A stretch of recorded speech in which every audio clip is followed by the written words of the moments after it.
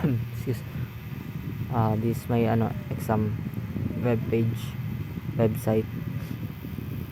So yung pangalan ng ng website ko is Babe Shop. Then ito yung niya, pinalabasan niya. So paano ko itong ginawa? First, naglagay muna ako ng header, tapos container, bar, tsaka mga kailangan dito sa website, mga images, yan, pati home, products, account, tsaka din yung mga nakalagay images, dan mga featured products and juice product. Then naglagay rin ako ng footer dito.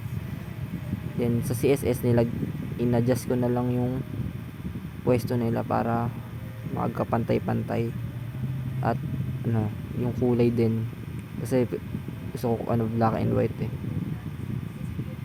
Then ayan, sa footer ko nilagyan ko na link shop, then logo.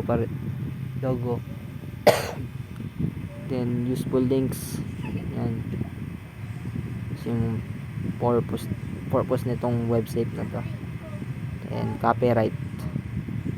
Then go to tapos punta tayo sa products, yan, tayo sa product. So kinapi ko lang yung homepage ko, then binura ko yung di ko kailangan. Ang tinira ko lang do sa kinapi paste ko is ayan, yung container tsaka yung navbar. Then same pa din, may logo pa din, tapos may href para malipat natin yung page natin. Then menu items, kasama pa din siya. Next is yung container, may column 1 and 2, 4, 3, 4 yan. Yan, dyan nakalagay yung mga mga images na nilagay ko, in-insert ko. Then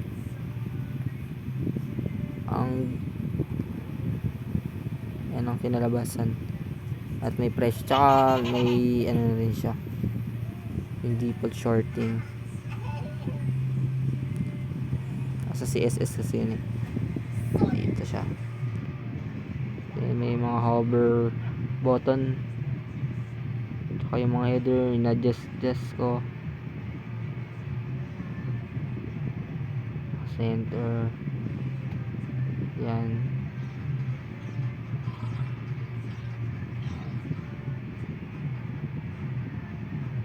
Then may login din tayo. So dito muna tayo sa product. Ito, yan. So next tayo is login. Yan, simple na yung login ko. Mas nag-focus ako doon sa login and register. So bali itong login form ko, tsaka may register form is may transform siya, may transition siyang may transition login ko siya nilagay.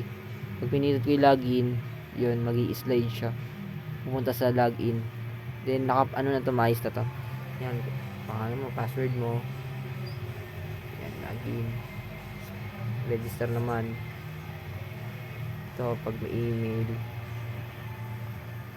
yan, password, yun. So yun lang. So yung website ko. Thank you, sir.